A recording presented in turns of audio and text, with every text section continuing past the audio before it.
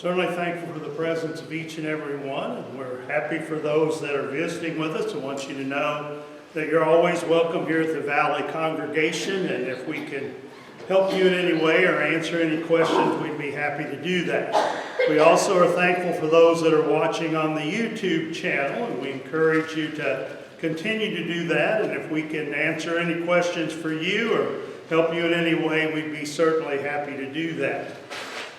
This morning we want to talk with you about a subject that I was asked to speak on. I was asked if I could do a lesson on worldliness. Okay, when you talk about worldliness, then that's a pretty broad topic, but I want you to understand that we're not talking about the fact that we live in the world. We don't have much choice about that we're born into this world and we're going to have associations while we're here. We're going to work at locations, we're going to live in communities, and we're not expected to not do that. So what is worldliness? Well, first of all, it's to participate in sin, to do something that's sinful or wrong in the sight of God. It's to giving our life to following the passions of this world. You know, again, we all choose how we're going to live our life. We were given that freedom and that privilege by God. And so I can follow the passions and the evils of this life, or I can follow the things of God. It's also living like the world, not separate from the world. And that's probably the key here, is that we want to be like the world. We want to do the things of the world rather than serve God. And living a devoted life to the things of this world, not spiritual. Now, let me make it clear from the beginning here. I can be a child of God and still have a desire to live like the world. And that's why we're warned that we have to be careful about that. That we've got to be separate from the world. We've got to emphasize the spiritual in our life over the physical. And here's the passage, 1 John 2:15-17 begins by saying, "Do not love the world or the things in the world." Now this was written to Christians. It says, "If anyone loves the world, the love of the Father is not in him. For all that is in the world, the lust of the flesh, the lust of the eyes, and the pride of life, is not of the Father, but is of the world." You know, the lust of the flesh are things that I desire. Lust here means uncontrolled desire. So the things of the flesh, the things I see with my eyes, and of course, pride has always been a downfall. He says, "And the world is passing away and the lust of it, but he who does the will of God abides forever." Now, we certainly could take and give you examples of all three of these: lust of the flesh, lust of the eyes, and the pride of life. But I think to understand worldliness, I want to give you an example, and I think it's the greatest example in the Bible of worldliness that we have. And what we're going to do is try to emphasize that we've got to beware of worldliness because it can turn our heart away from God. And worldliness is an attitude that puts self at the center of our life instead of God. And that's why it's written to Christians, because it can destroy our Christianity and it can cause us to not be as focused on doing what's right as we should. Now, who's our example? Today we're going to talk about Judas Iscariot. Why? Well, here's a man that had the opportunity to have the greatest life on earth. What was that? He could be one of the 12 apostles. One of the 12 men that were hand-selected by Jesus Christ to carry the gospel into the world. He could have had the noblest of lives, and yet he threw it all away. Why did he do that? Worldliness. He wanted the things of this world more than he wanted to serve God. Now, I don't believe Judas was a hypocrite. I believe he had a desire to be a disciple and eventually an apostle of Jesus Christ, that his faith and devotion to Christ was what it should be. But what? The center of his life was the things of this world. And so that's why he was willing to betray Christ. Now, the worst thing that can be said about a person was said about Judas.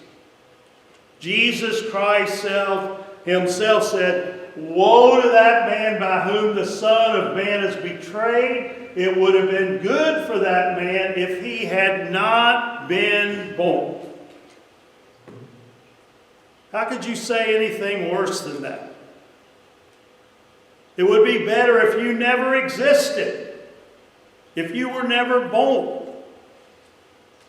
Okay, we want to see why Jesus would say something like that. And I hope to show you that it's because of the attitude of Judas, that he had this feeling in his heart that he needed the things of this world, and he was willing to do what he could to get that. Now, we first need to understand a little bit about Judas. You know, he's the object of the world's scorn and shame. Do we name our children Judas?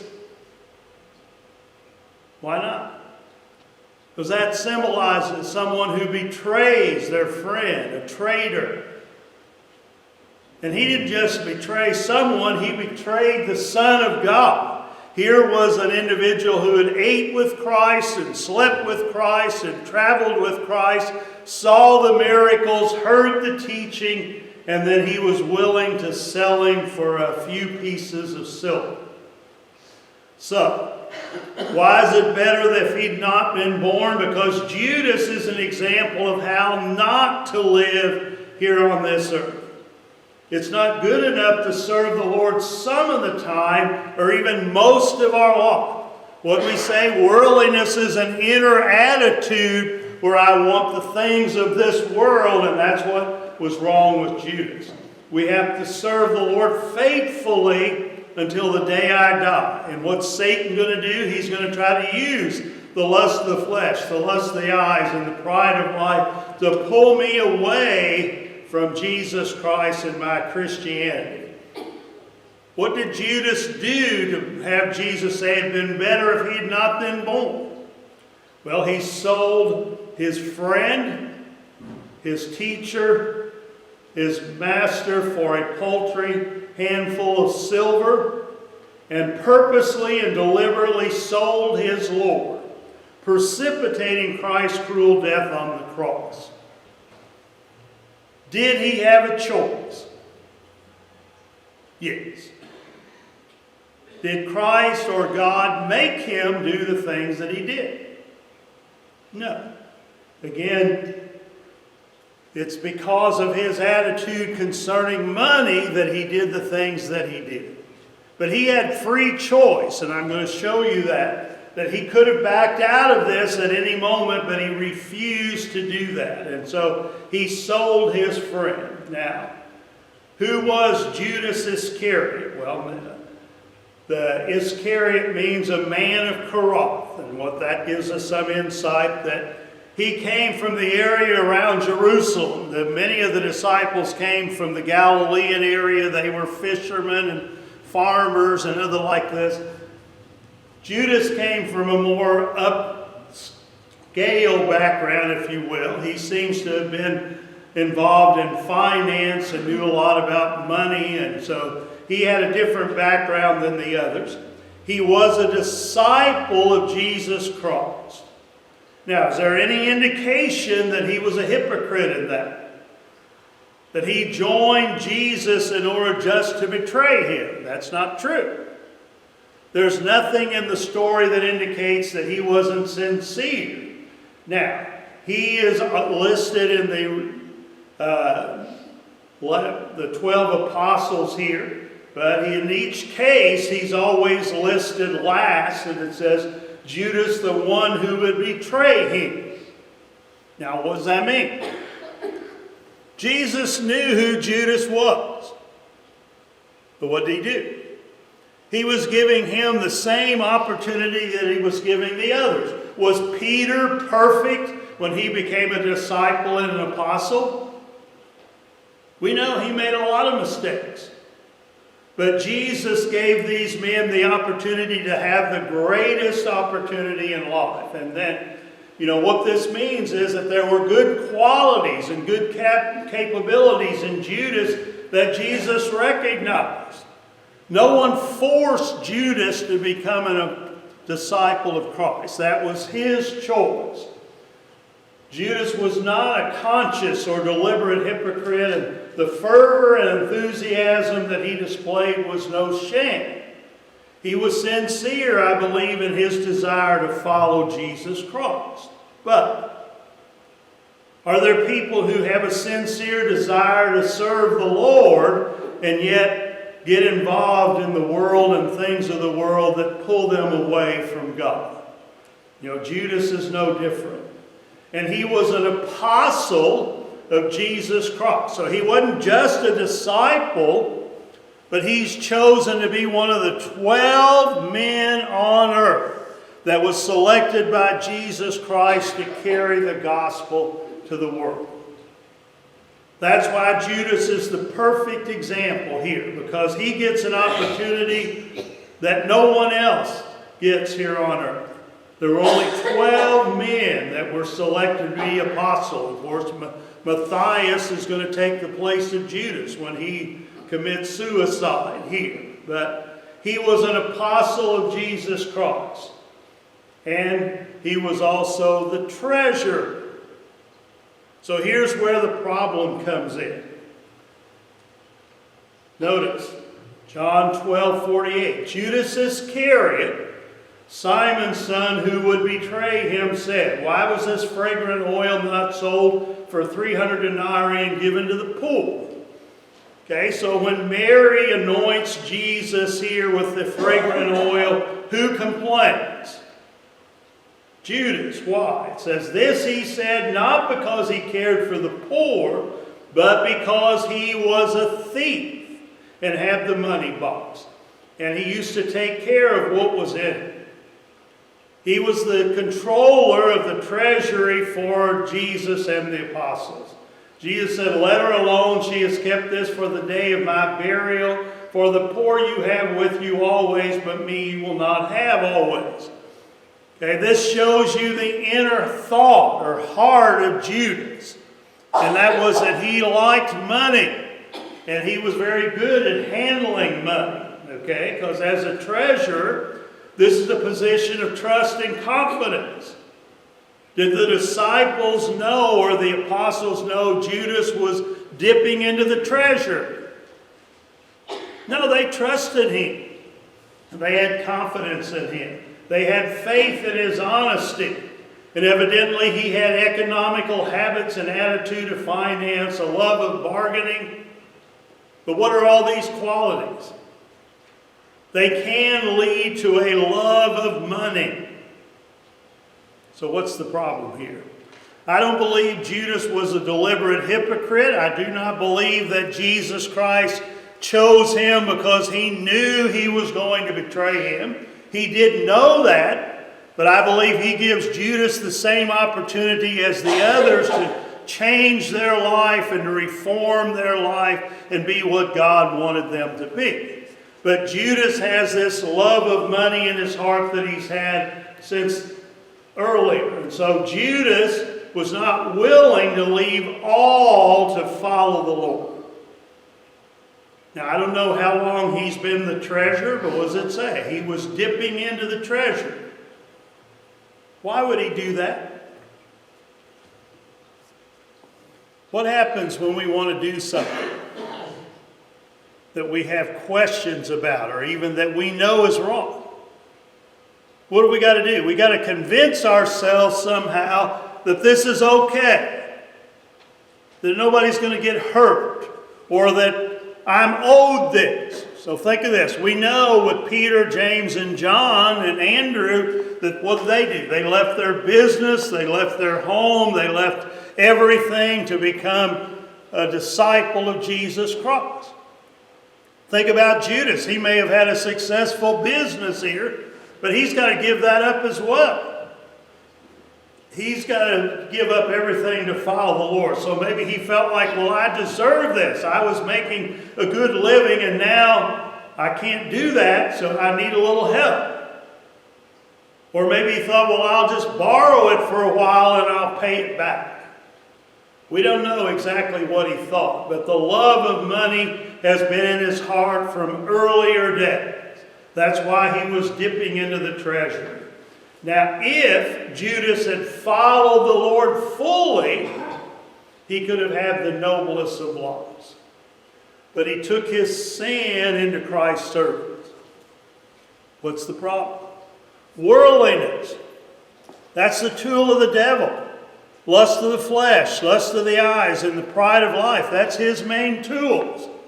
And so he's going to try to get us to give up our Christianity for something worldly. And of course, Judas carried the money box, as we said. He took advantage of his position, and he was a thief.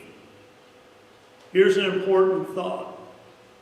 What made him think that that which was hidden from unsuspecting eyes?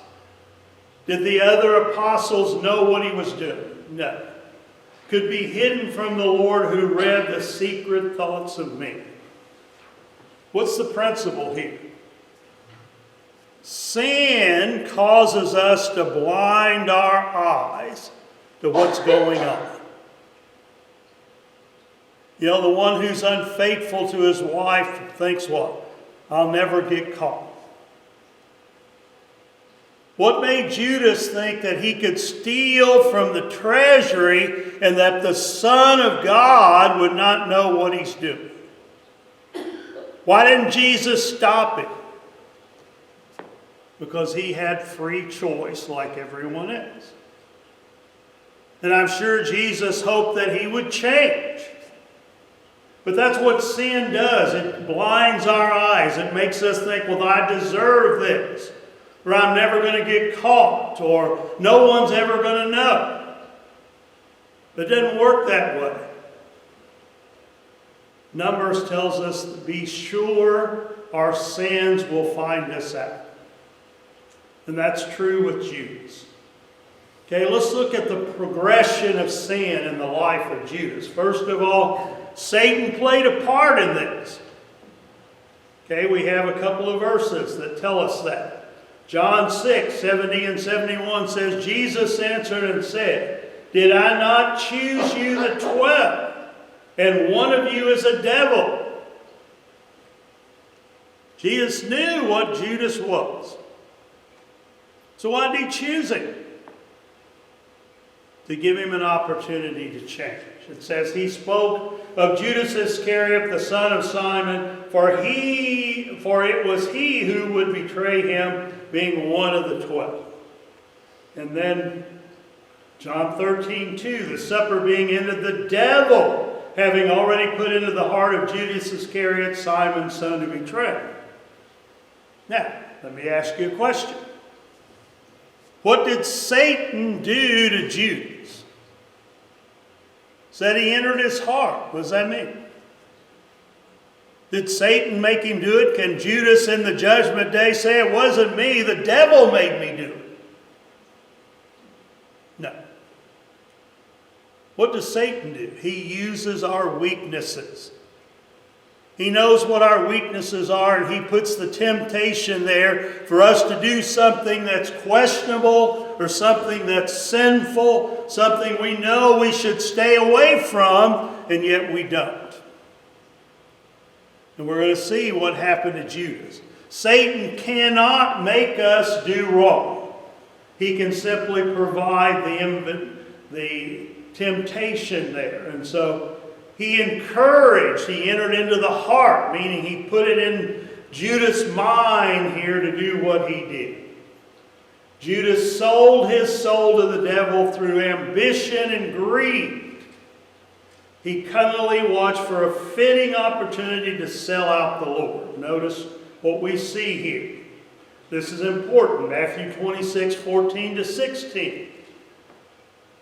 Earlier in this chapter, the second and the third verse there, it says that the leaders of the Jews were looking for an opportunity to take the life of Jesus. But why didn't they? Because they were afraid of the multitude. He'd been treated like a conquering hero coming into Jerusalem, and the people loved Jesus because of all the miracles and the teachings and everything that he had done. So the leaders here are not going to openly go out and take him and arrest him. They're not going to stone him to death in the public here, because they would have been severely criticized for that. So it says they were looking for an opportunity to take him in the absence of the multitude. What does that mean? They wanted to find some way to arrest Jesus and have him put to death before anyone knew what was happening. So what do they need in order for that to happen? They need someone from Christ's inner circle who would tell them where he would be in private so that they could arrest him before anyone knew what was happening. Now look at this text. Then one of the 12, called Judas Iscariot, went to the chief priest and said, "What are you willing to give me if I deliver him to you?" Now wait a minute. Did the chief priests and the elders come to Judas? No. He went to them. Why? Because he knew what they wanted. Now notice, it says, and they counted out to him 30 pieces of silver. So from that time he sought opportunity to betray him.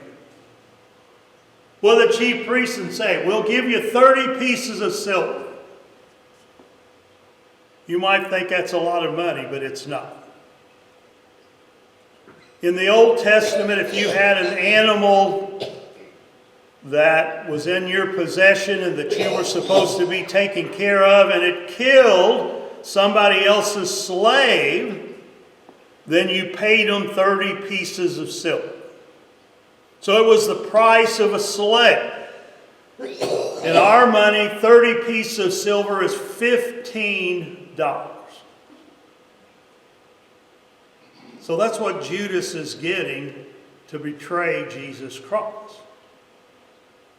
Now, could he have gotten more? You know, he didn't state the figure. He just said, "What are you willing to give me?" And what they do, they lowballed him and said, "We'll give you 30 pieces of silver." And he said, "No, I want more." Well, he's so anxious to get this money that he's willing to take their first offer here. Why is that? Love of money. Now, does Judas intentionally want to see Christ put to death? Obviously, we don't know all that's in his heart.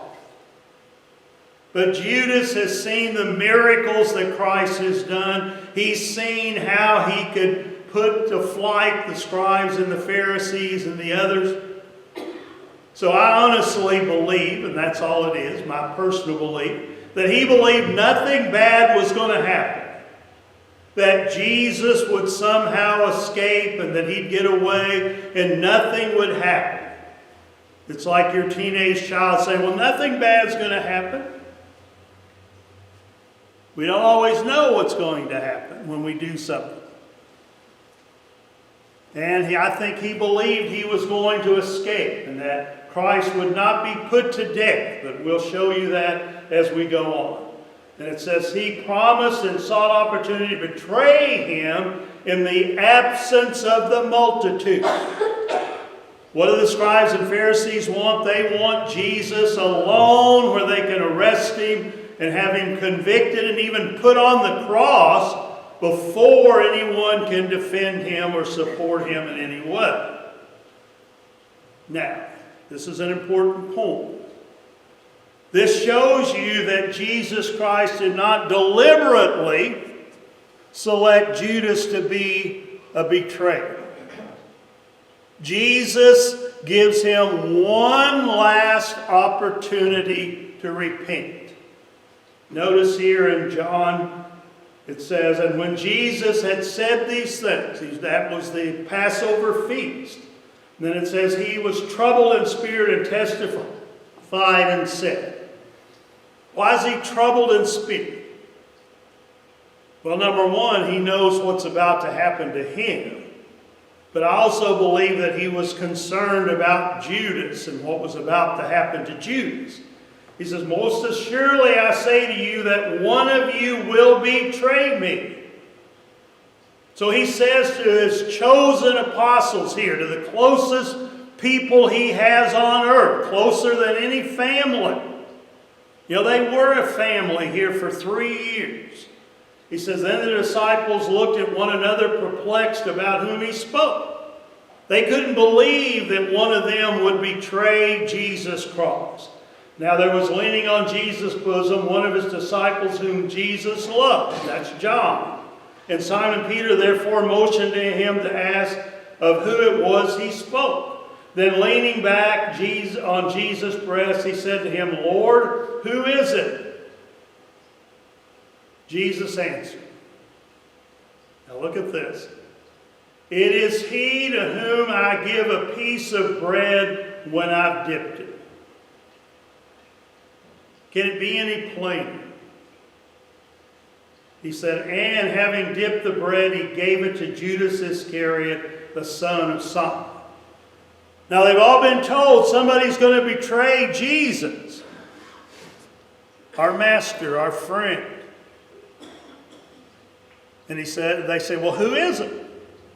Like any of us would. And then he hands the bread to Judas. Why?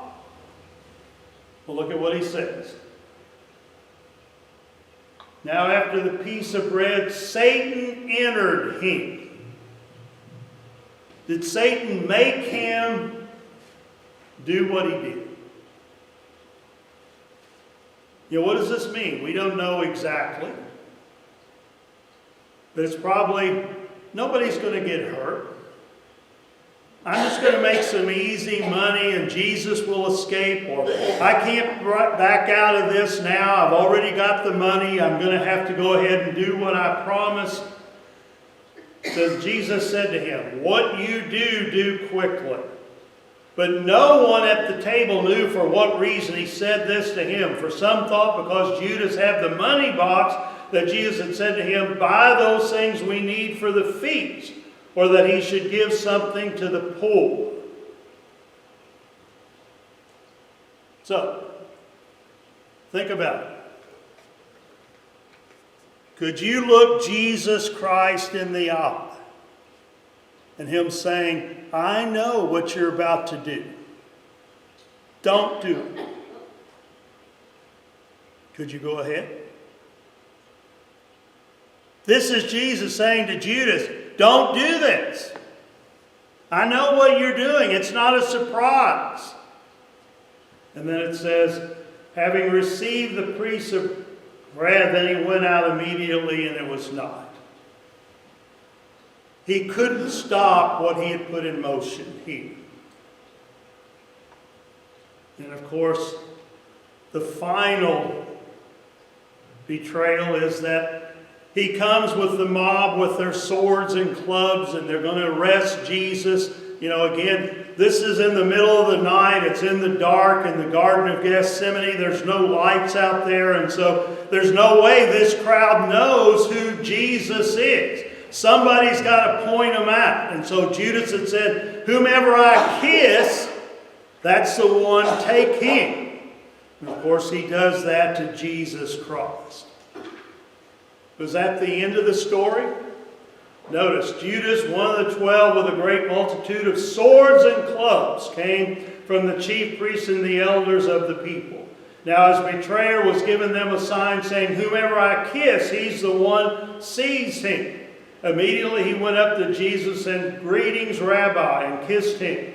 But Jesus said to him, friend, why have you come? Then they came and laid their hands on Jesus and took him. Now, is that what Judas wanted? Well, I'm sure he wanted the money, and he had to tell them where Jesus was in order to get the money. But did he expect what's going to happen?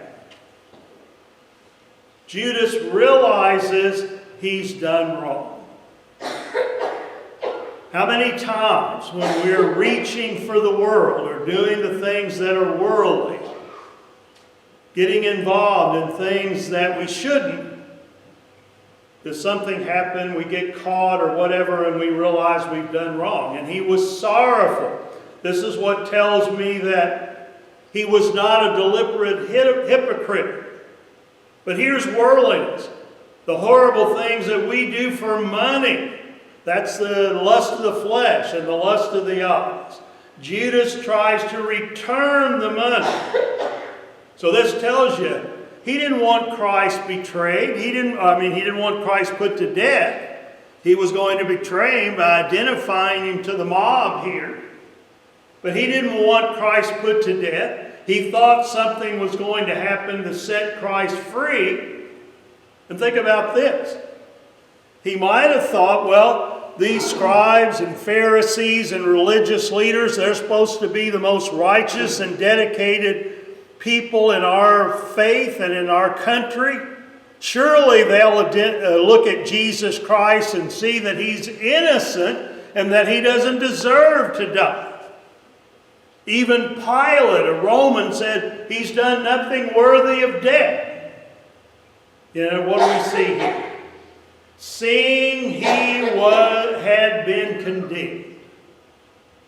Judas sees what? They're not going to set Christ free. They've got what they want. So what does he try to do? It says, he brought back the 30 pieces of silver, the chief priests and the elders, saying, I've sinned by betraying innocent blood. And they said, what is that to us? You see to it. He's sorrowful. He's remorseful. He wants to give back the money. Are the scribes and the Pharisees going to change? Are they going to let Christ go? No, they got exactly what they want, and they have an opportunity to put Christ to death. They try him here in the middle of the night. They take him to Pilate. The first thing at sunrise, they have him on the cross by 9 o'clock in the morning. So, Judas did not do that which would make him right between himself and God. Was this the end of Judas? He throws down the 30 pieces of silver.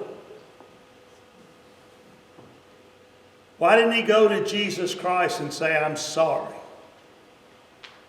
I didn't mean that for this to happen. What do we see with Judas? The disciples have all fled, so he can't go to one of them and say, I made a big mistake. He doesn't go to Jesus Christ. So where did he go to get comfort? He went to